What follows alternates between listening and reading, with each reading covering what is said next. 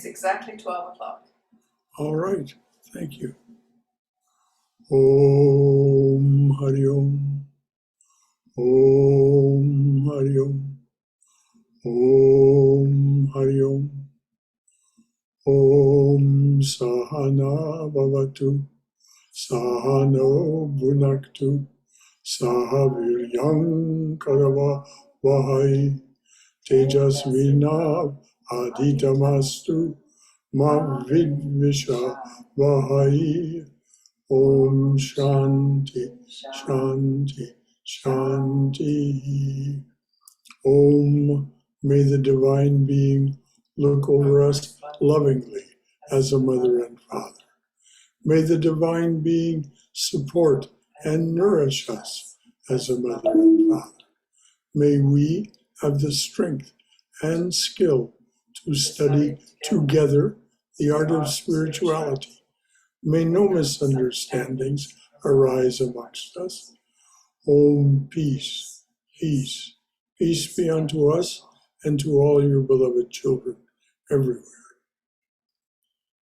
Well, good afternoon, everyone, and welcome to our Saturday afternoon class on Patanjali's Yoga Sutras as presented to us by Swami Prabhupada and Christopher Isherwood in their book, How to Know God. How to Know God. It's self-explanatory. This is a workbook on how to realize the divine presence within yourself.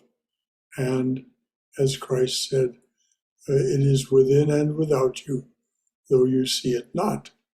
So this is the process of seeing it.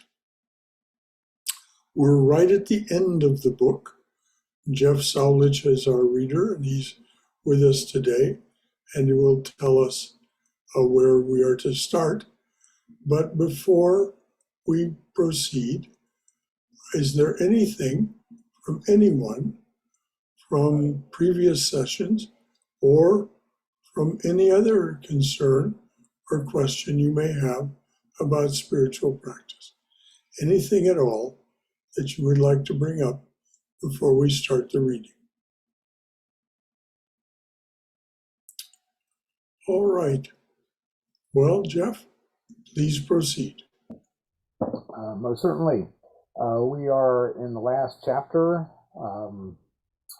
entitled Liberation, so chapter 4, and we may finish the chapter today. I think it might take 2 meetings, but we'll see how it goes. Oh, and just a reminder that I won't be attending next Saturday because I need to go to a memorial service. So, well, blessings on the person being memorialized.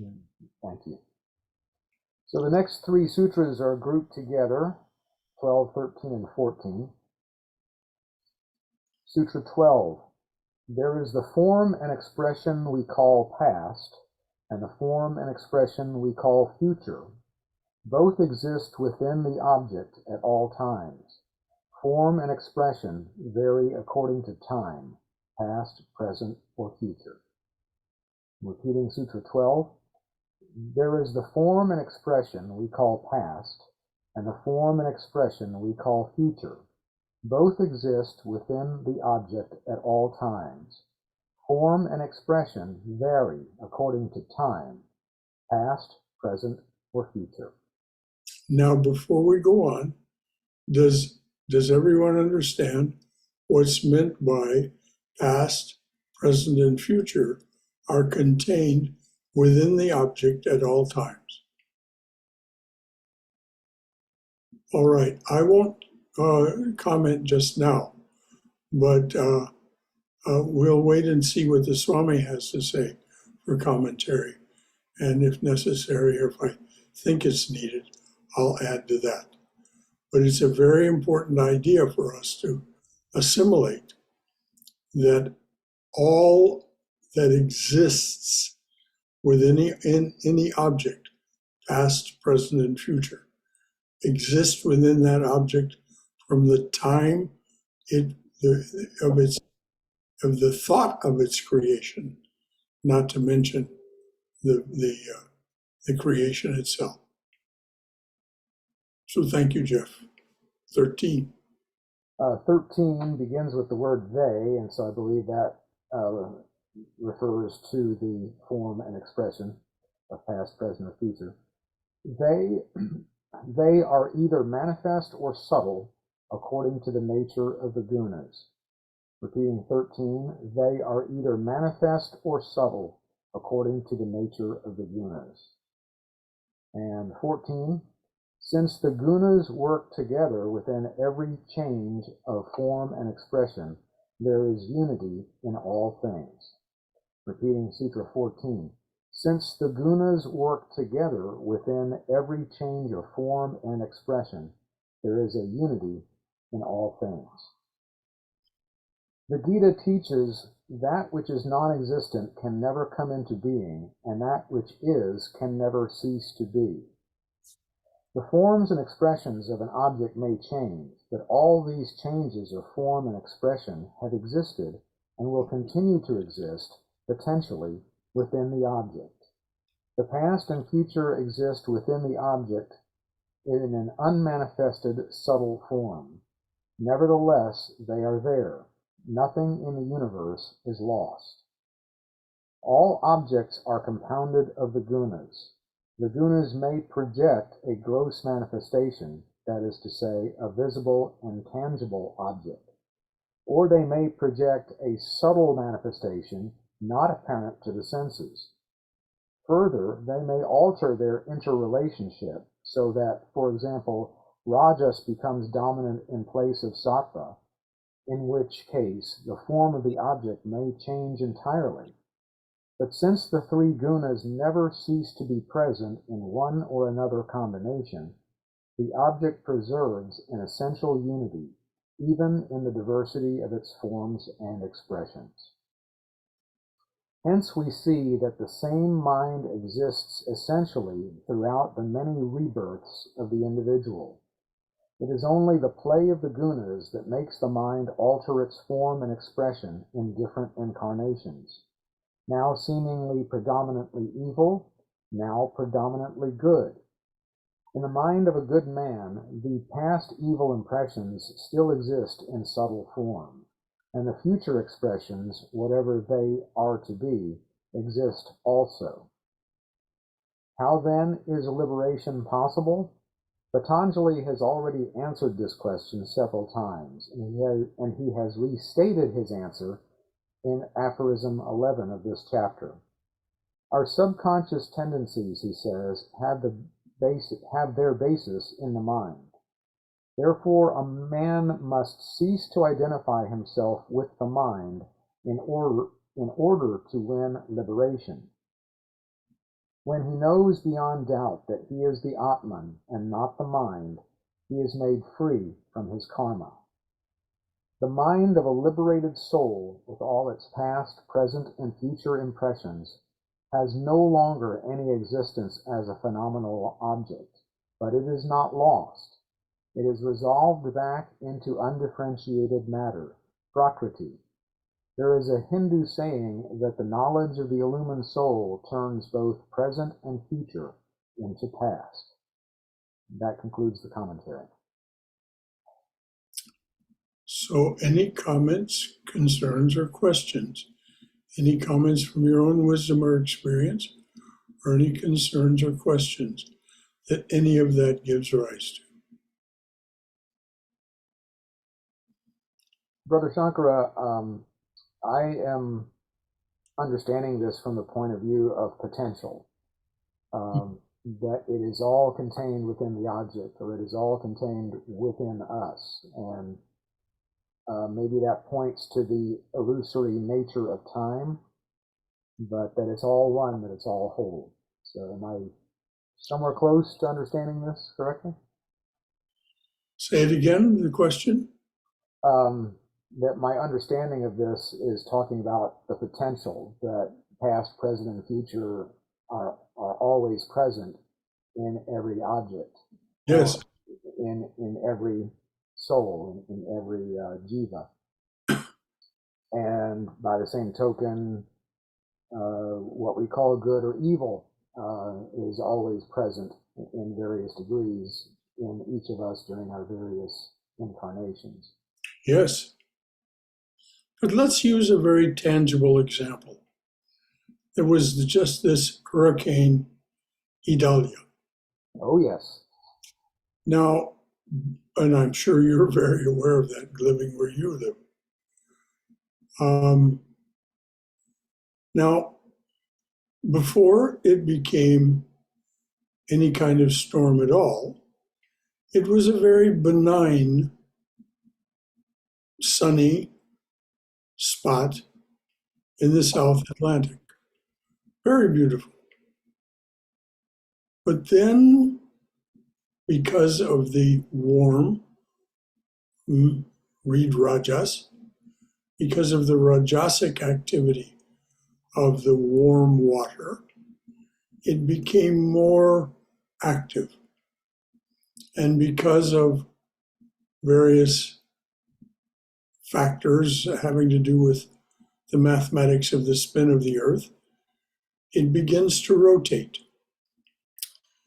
Now it becomes more and more intensified, more centralized, and it becomes dangerous. It becomes high winds, rain, all of that we know. So it becomes very Rajasic indeed. Then it passes, it makes landfall. All of the horrors that are going to be perpetrated are perpetrated.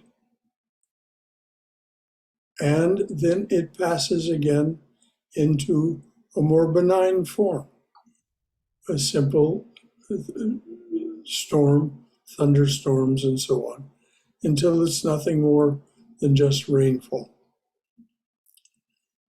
All of that entire storm's life and existence is contained within the first moment of its sunshiny existence in the South Atlantic. All that potential is there. Now, all of our ability to recognize these things is also there. We recognize the benign, sunshiny place if we sail through it or fly through it. We recognize definitely the storm, the intense storm. All of this is our mind at work. And then we recognize the benign aspect as it returns. So does that clarify in any way what is meant by in the first sutra? Read Sutra 12 again, please. There is the form and expression we call past, and the form and expression we call future. Both exist within the object at all times. Form and expression vary according to time, past, present, or future. So does that make clear, in any way help make clear what it is that's meant by these three sutras? Or was there any doubt in anyone's mind to start with for all of that? Let me just run this past you, brother. So Yeah. basically, the same mind that created the storm also created the construct of past, present, and future. And created your mind as well. Well, yes. And so therefore, that's how it's all contained. That's and that's why, though we will never understand why these things happen, because the intentions and actions of the infinite are unknowable by the finite mind, we certainly recognize, we see they're happening. And if we turn within, then we get the sense of what it is that is actually bringing these things about. And we see that from the perspective of the witness, the Atman.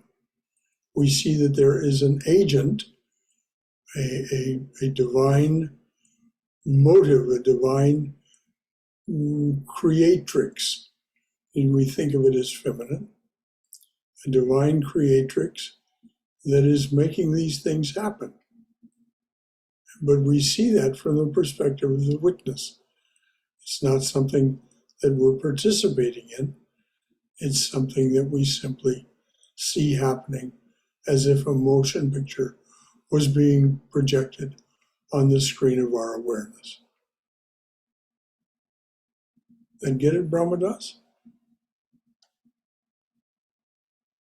Yeah, I mean, I think I already had it. Yeah, I think you I was did. just trying to put it in a, a way that, trying to put it into words. Good. Well, we both did. You know me, I'm always one to expand on the germ of something.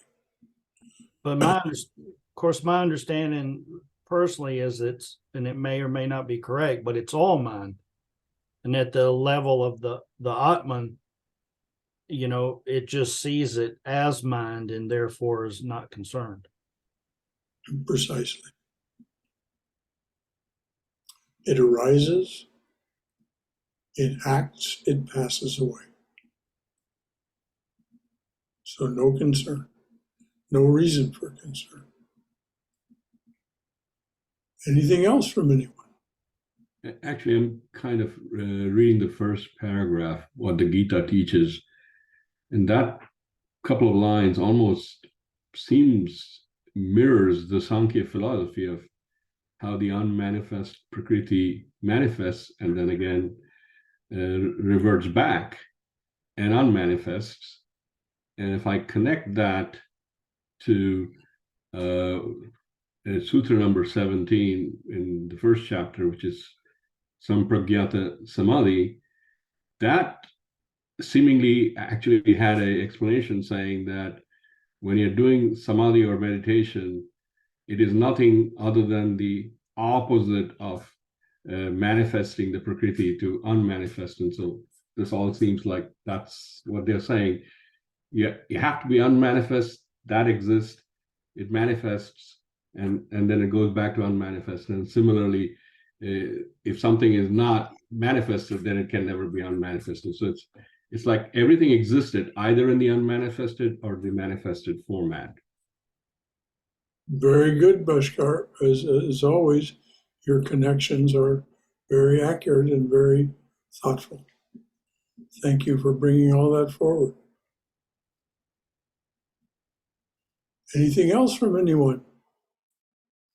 This is exactly what this is for, to bring this into our awareness and chew on it until we feel like we are able to assimilate it and make it our own.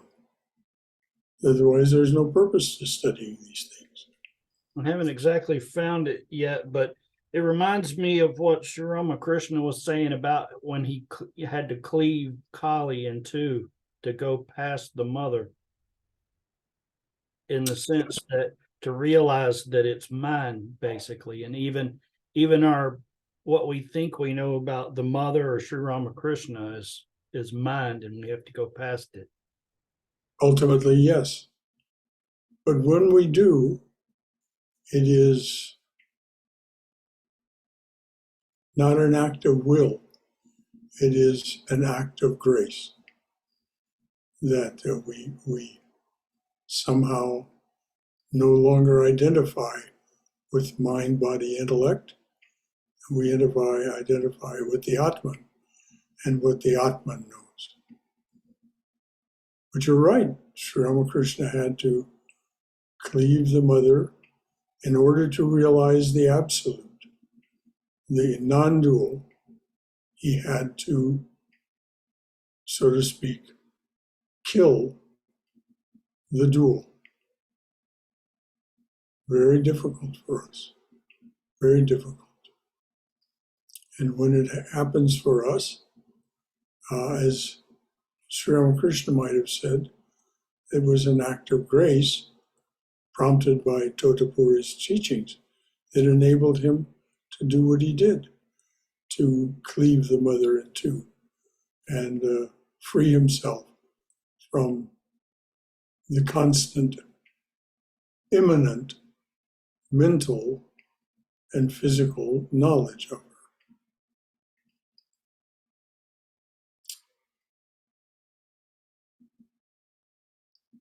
All right. If there's nothing else, then Jeff can read on. The next two sutras are grouped together. 15. The same object is perceived in different ways by different minds. Therefore, the mind must be other than the object.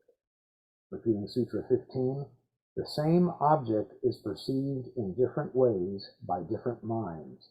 Therefore, the mind must be other than the object. And Sutra 16. The object cannot be said to be dependent on the perception of a single mind, for if this were the case, the object could be said to be non-existent when that single mind was not perceiving it. And repeating 16, the object cannot be said to be dependent on the perception of a single mind, for if this were the case, the object could be said to be non-existent when the single mind was not perceiving it. In these two aphorisms, Patanjali refutes the philosophy of subjective idealism. Would you start that again, please, and read a little more slowly and distinctly? I missed some words, Jeff. Okay, sorry about that. In these two aphorisms, Patanjali refutes the philosophy of subjective idealism. Following Samkhya philosophy, he admits the reality of an objective world which is independent of our mental perception. Furthermore, he points out that the perceptions of one individual may vary from those of another. The example given by the commentators is that of a young and beautiful married woman.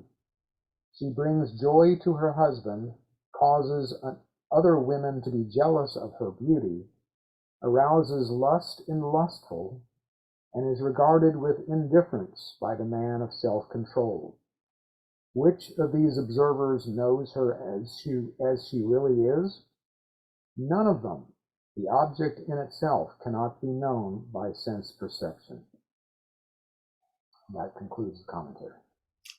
Well, let's just go back to our example of the storm. Everyone experienced that storm. Every individual who experienced it in any way experienced it differently. Certainly Jeff, living through it as he did, and Lord only knows what it wrought on him and his living circumstances. Imagine how different his experience of that storm was than mine. I read about it, I heard about it. There were little sprinkles of rain that were associated with it here in the Atlanta area. Finished. Nothing devastating or except in my conceptualization as offered to me by people that I knew personally and also by the news reporters. And everyone who experienced that storm, even if they lived through it with Jeff, they experienced it differently. So there is no such thing as a reality. There is the reality that we know. And this was so important for us to be clear on, because otherwise we'll insist that our opinion, our feelings, our sense of our reality is the reality. Nonsense. It cannot possibly be. But you know people, and we all know people, who insist that their version of reality, their experience of reality, is the reality. All we can do is just be quiet in their presence and wish them well. It doesn't do it a bit of good to argue with them, of course. But we all know people that is, and we probably each in our past have been a person who insists, certainly I was, insisted that what I knew in my version of reality was the accurate and real one. And it took some jarring experiences for me to release that frame of reference and understand, no, this is just the way it comes to this body, mind, intellect. Anything else from anyone? Which that's actually can be pretty easily observed in your own life. Oh, yes. And then when you do, it's kind of one of those moments that now what you thought was the bedrock or foundation that you believed in has shifted under your feet. And it can be quite unsettling. Yes. Yes.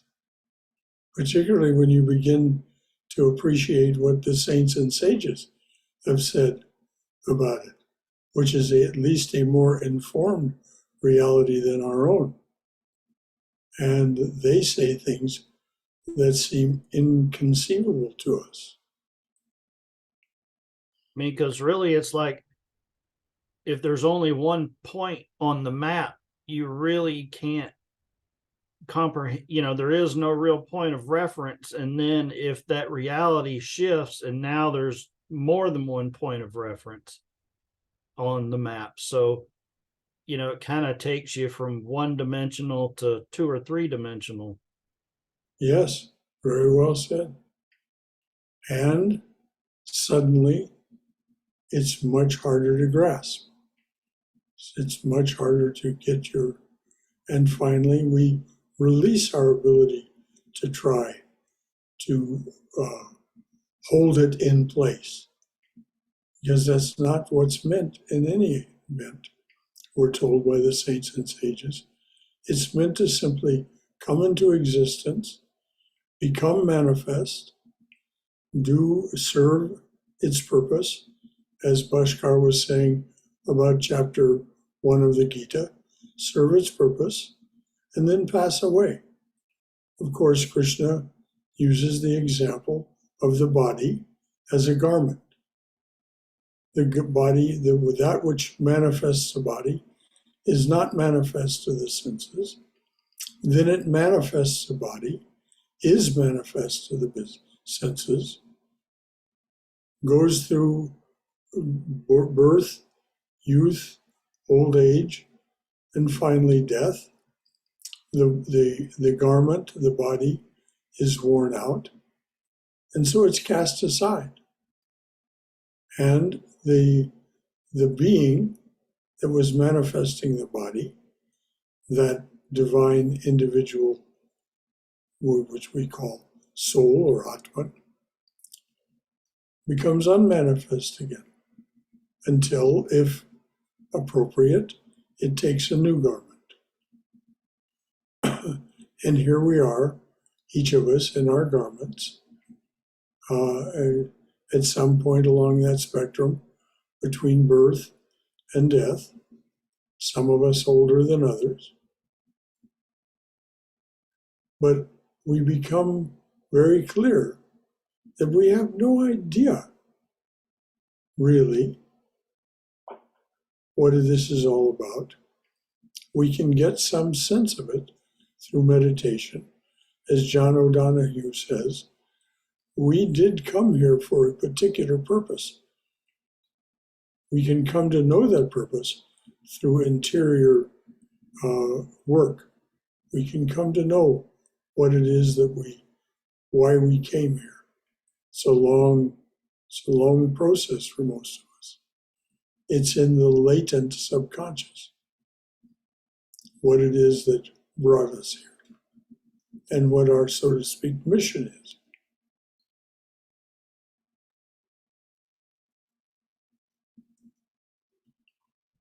Brother Shankara, please refresh my memory. Who is John O'Donohue? John O'Donohue is an Irish writer, poet. He wrote several books.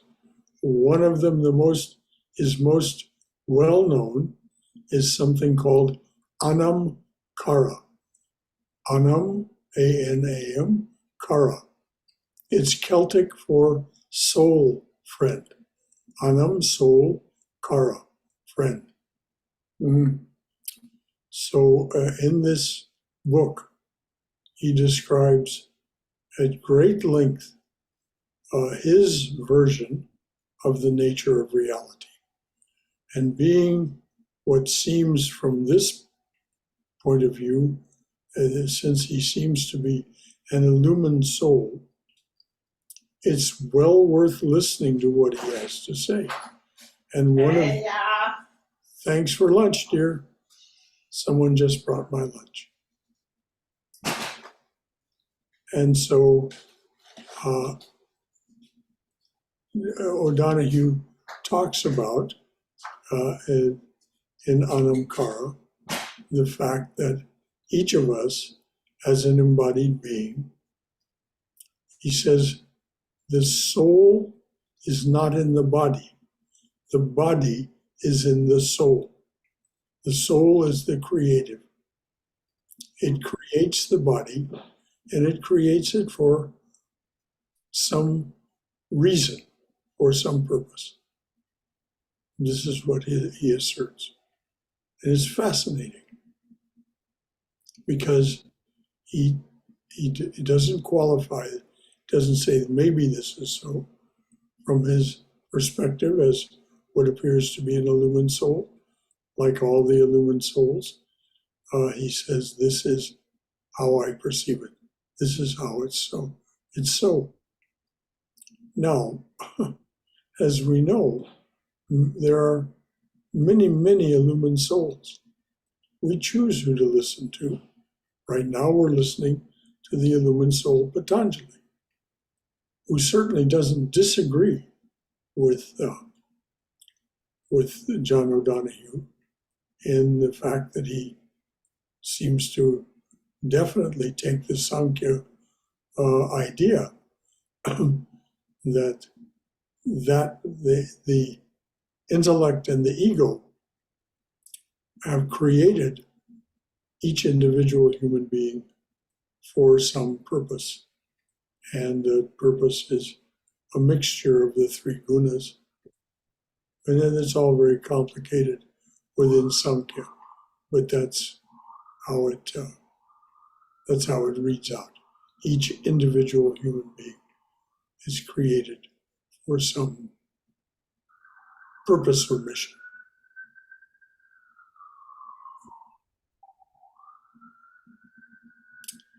So this last sentence, the object in itself cannot be known by sense perception. And I'm kind of honing in on the word sense perception, and it kind of references back to chapter 143, which is something about samadhi. But even if I went back to the first, I think sutras 5 and all, the sense perception is really what creates the vrittis or mental modifications in us. So the vrittis are created by ourselves. So the object could be something, but our manas, chitta, ahankara, all those faculties will interpret it in different ways. And we know that there are 5 types of vrittis. And even in the first type, which is direct knowledge, it could be what you sense, what inferences you make. So again, all of this is clouded in so many different lenses that truly we can never know the object in itself unless we reach some kind of a meditative state or samadhi. Yes, exactly, precisely. And this is why Patanjali remarked that every object is seen differently by each individual who sees it, because all of us has our own combination of vrittis, our mental impressions. And as I say, all this goes back, these mental impressions go all the way back to our latent unconscious, which is made of mental impressions, but very refined, the essence of them. Thank you, Bhaskar, as always. This may sound kind of weird, but I actually kind of think of objects as inquiry, in the sense that that the Atman is trying to know itself, due to the fact that ultimately it gets down to what object? There is no object, but it's a very subtle point of what are we, it's like where our mind is imputing more than one thing when there isn't more than one thing. Well, this is what you said at the beginning of your remarks, that it is the being or Atman trying to know itself. You heard it said from here before that all of the saints represented in that book, Love Poems from God, all of them in one way or another say that the intent of all of this manifestation, all of this universe, is the divine coming to know itself. Sometimes they say it playfully, sometimes more seriously. Saint Teresa of Avila has a wonderfully playful poem in which she describes the divine saying, "Oh, just stop trying to know me. Just come and dance with me." And so how much more intimately we know someone when we're held in their arms and they are held in ours, as in a dance. And so, but it doesn't matter if it's Rabia, St. John of the Cross, or Tukaram. They all say that the divine wants to know itself. And somehow this is what each of our missions can be characterized as. We are some tiny, tiny, infinitesimal aspect of that divine being coming to know itself. Thank you, Bhaskar. Thank you, everyone. Anyone else? Anything at all? All right, Jeff, please read on. The next 4 sutras are grouped together, 17 through 20. Sutra 17. An object is known or unknown depending upon the moods of the mind. Repeating 17. An object is known or unknown depending upon the moods of the mind. Sutra 18. Because the Atman, the Lord of the mind, is unchangeable, the mind's fluctuations are always known to it. Repeating 18. Because the Atman, the Lord of the mind, is unchangeable, the mind's fluctuations are always known to it. Number 19. The mind is not self-luminous, since it is an object of perception. Repeating 19. The mind is not self-luminous, since it is an object of perception. And Sutra 20. Since it cannot perceive both subject and object simultaneously. Repeating Sutra 20. And since it cannot perceive both subject and object simultaneously. As we saw at the very beginning of this book, The mind is not the seer, but the instrument of the Atman, which is eternally conscious. The mind is only intermittently conscious of objects, and its perceptions of them vary according to its own fluctuations. The mind is changing all the time, and so is the object of perception. The Atman alone, by remaining unchanged, provides a standard by which all perception can be measured. Vivekananda gives the example of a train in motion with a carriage moving alongside of it. Quote, "It is possible to find the motion of both of these to a certain extent, but still something else is necessary. Motion can only be perceived when there is something else which is not moving. You must complete the series by knowing something which never changes." End quote. The mind is just as much an object of perception as any object it perceives in the external world. The mind is not self-luminous, that is to say, it is not a light giver like the sun, but a light reflector like the moon. The light giver, the sun, is the Atman, and the mind only shines and perceives by the reflected light of the Atman. If the mind were self-luminous, it would be able to perceive both itself and an external object simultaneously. This it cannot do. While it is perceiving an external object, it cannot reflect on itself, and vice versa. And that concludes the commentary. Okay, would you read the commentary again from the beginning? Because I think this is, oh, wait a minute. Jillian is just leaving. So Jai Shri Guru Maharaj Ji Ki Jai. Durga, Durga, Durga. May you be well and in bright spirits. Dear. And to you, Shankara, and everyone online. She said goodbye to all of you online. So please read the commentary again from the beginning. Certainly. As we saw at the very beginning of this book, the mind is not the seer, but the instrument of the Atman, which is eternally conscious. The mind is only intermittently conscious of objects, and its perceptions of them vary according to its own fluctuations. The mind is changing all the time, and so is the object of perception. The Atman alone, by remaining unchanged, provides a standard by which all perception can be measured.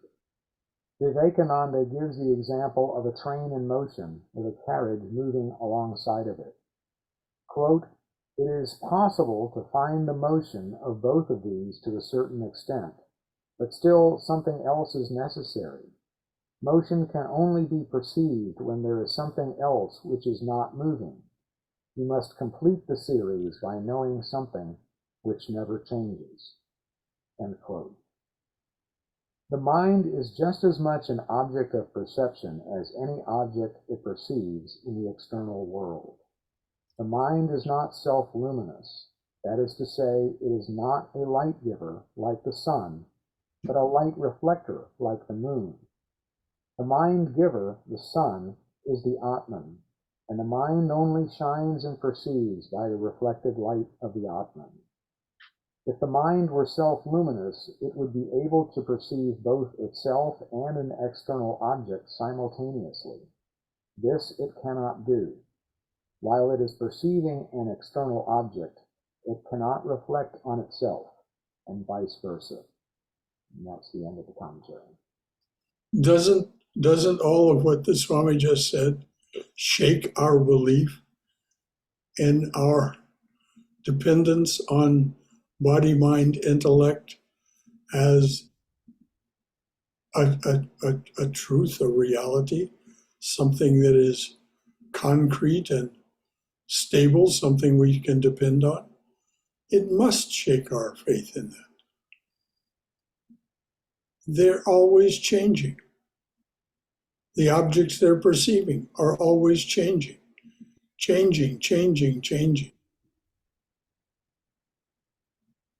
And the mind is not self-luminous. It's only a reflection.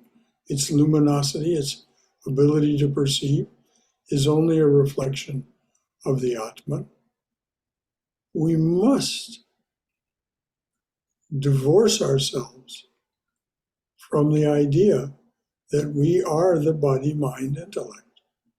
We are not the body, mind, intellect. We are that which creates and perceives the body, mind, intellect, and that is eternal. Its creativity is eternal. Its ability to perceive is eternal. And that is the truth. But we cannot say that is so until we experience it. And this experience is called samadhi. As Bhaskar has pointed out, this word is used from time to time in the Gita to indicate this level of being. This level of being then gives rise to a different kind of perception. But it's first our experience, our being that allows us to have some grasp of what is meant. Anything else from anyone? Do you think we could replace the word mind with Maya and read this and it would read the same?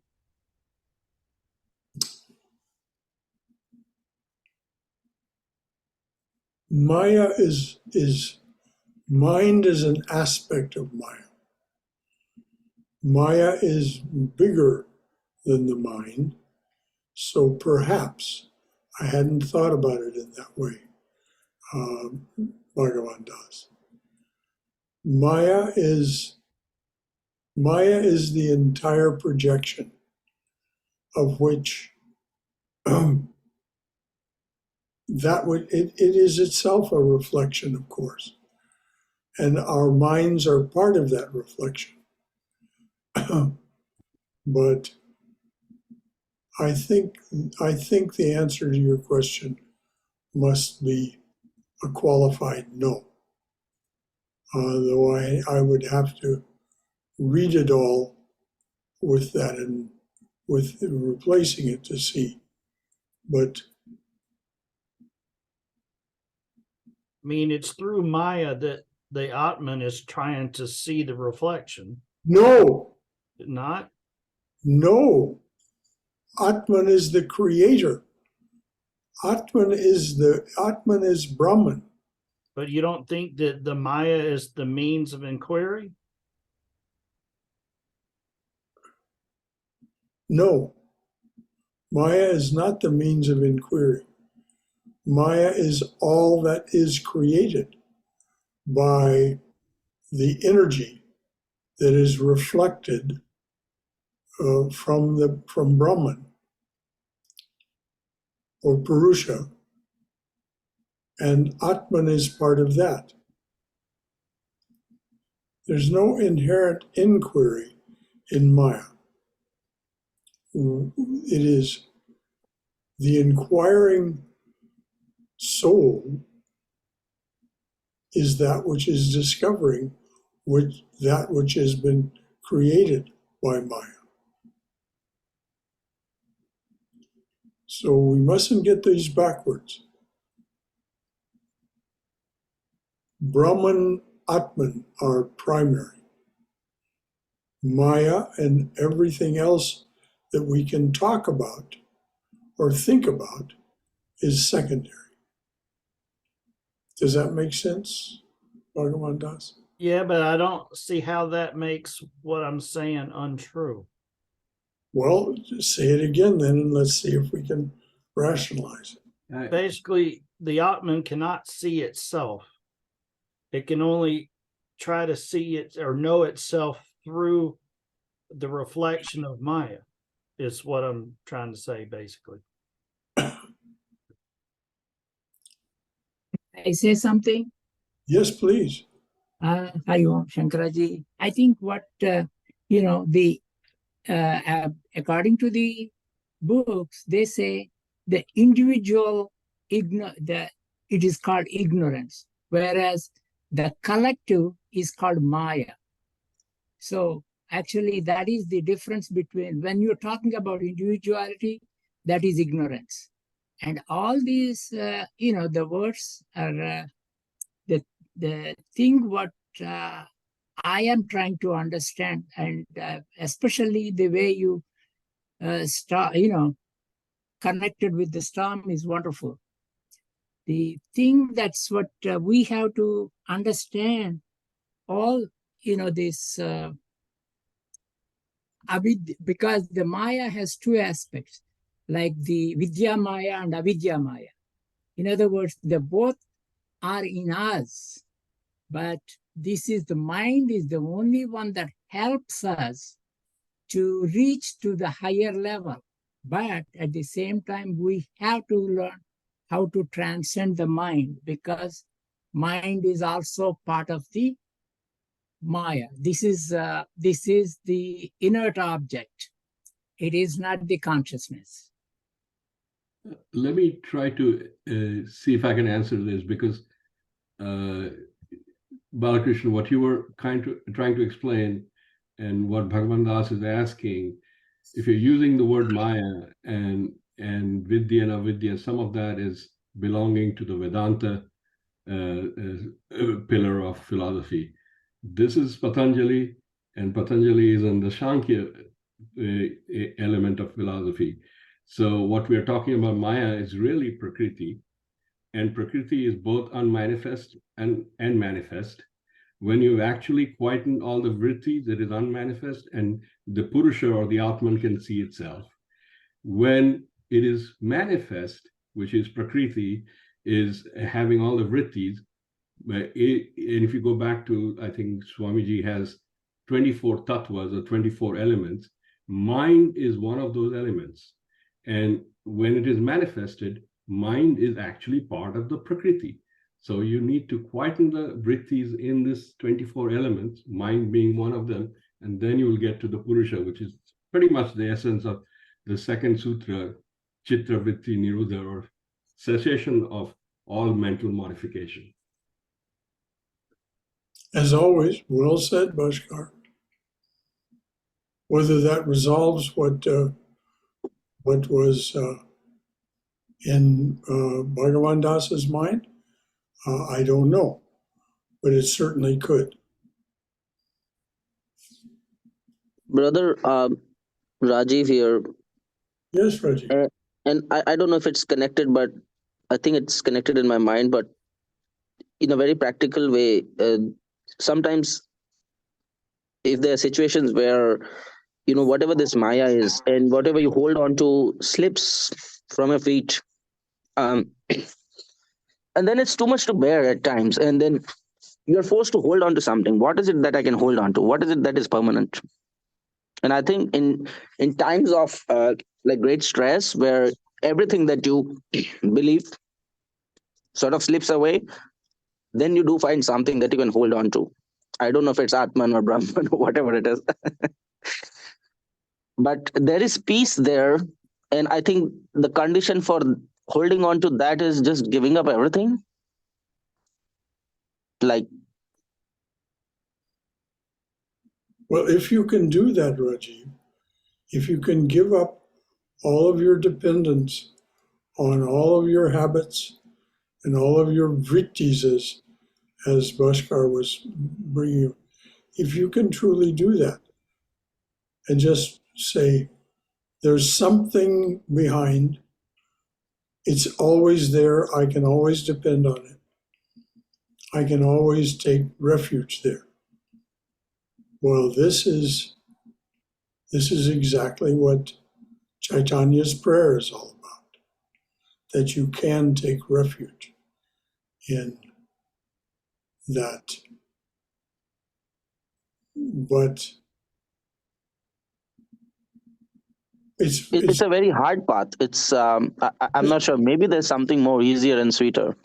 Well, this is why Sri Ramakrishna recommends bhakti. That what you've talked about is difficult. But Sri Ramakrishna says love the Lord, love the divine, love God in every aspect. Don't say neti neti, say asti asti, yes to this, yes to this, all of it. And love it all. Take it all to your heart. Then you can take refuge there. Again, it's a simple prescription, but not an easy path. All these prescriptions are simple on the surface, but very difficult to actualize, which is why we gather together like this, to encourage one another to do these things, to think these things through. Do any of us have the answer? Well, I haven't heard the answer from any of us. Certainly the answer does not exist here. I'm a seeker just like the rest of you. So we're all just doing our best to keep ourselves, our path and our actions pure, focused on the necessary, and undistracted by the limitations of Maya. This is the thing for us to understand about Maya. Maya is essentially and intentionally a limitation of that which is limitless. Otherwise, there would be nothing for us to experience. We can only experience that which is limited, that which arises and passes away. So let us not be attached to any particular aspect of that which arises and passes away. If we are to be attached, let's be attached to that which creates that which arises and passes away.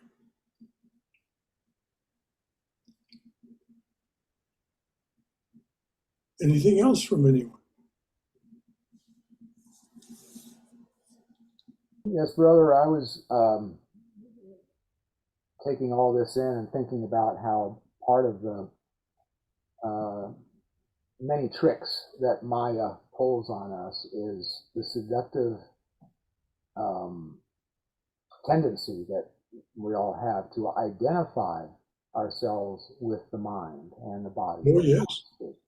And so it's the way I interpret it is the longing of the soul, the longing of Atman for oneness is what is calling us to take a step back and Yes. and see what we're identifying with and how the Atman or Brahman is the only thing that is truly lasting.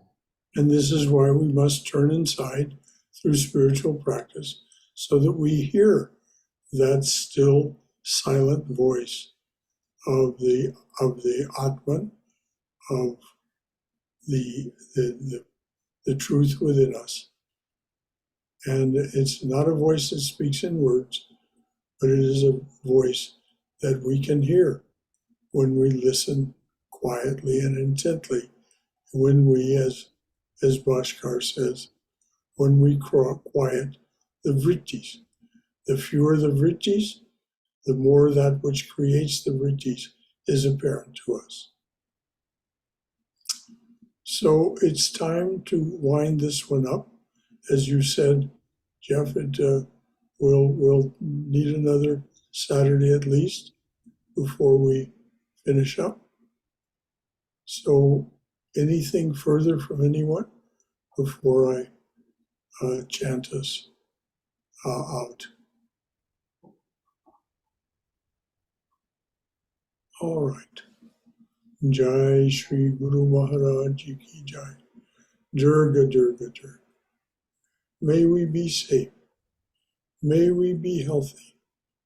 May we have peace of mind.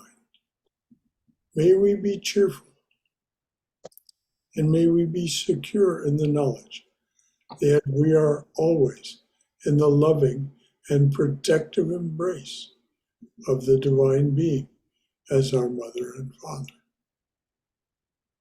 This is our prayer, this is our desire, and may we all be well and in bright spirits. Any final thought from anyone before I sign us off? All right, until tomorrow morning at 11 o'clock, when we'll talk about how we go about actually achieving this, which as the title of the talk is Little Victories. The little victories that we have, that we can, once we've achieved them, we can look back and say, I don't have to do that again. All right, dears. Until tomorrow morning, for those of you who decide to join.